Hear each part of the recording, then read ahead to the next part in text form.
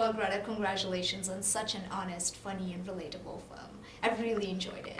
Thank you. Thank you.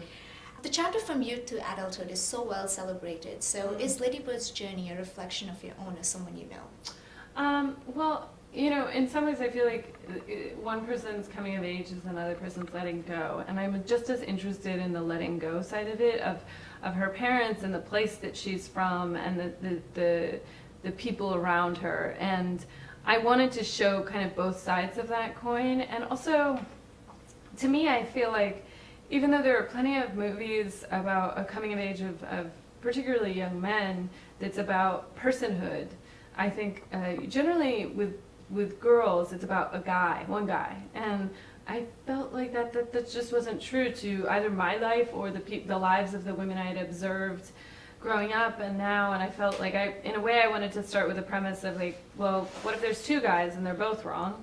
And also to make the main love story between her and her mother.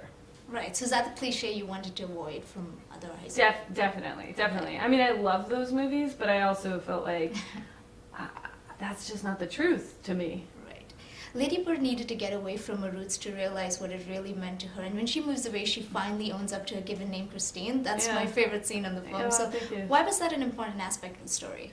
Well, I think, you know, it's very hard to feel like you're enough. And I think, you know, giving yourself another name, I never gave myself another name, but Lady Bird giving herself another name, it's like you can do it in a religious sense, the way people take their name, their saint name during First Holy Communion or confirmation, and then, or if you want to be a rock star, if you want to be like David Bowie or Madonna, and these bigger names. And I think it does two things. I think it's like on the one hand it's all this confidence of like occupying this bigger space, and then on the other hand it's sort of saying like, I don't think I'm good enough as myself.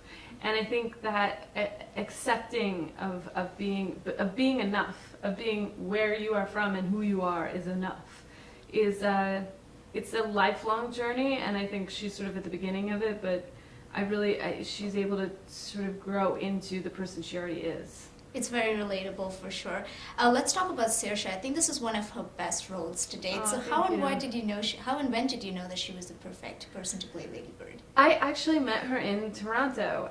She had read the screenplay and really responded to it, and she said, look, you know, I know I'm from a tiny town in Ireland and it's like halfway across the world, but like I really know this story, I know this character, I have it inside of me.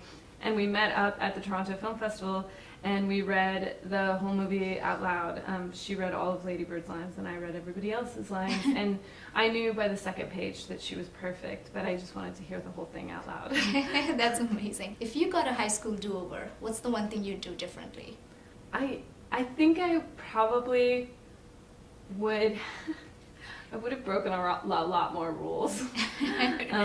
I think I had this fear, the idea, you know, when they say permanent record, it's going to go in your permanent record. I really took that seriously, and now I realize I could have broken so many rules, but that's okay. I made a movie about a rule breaker.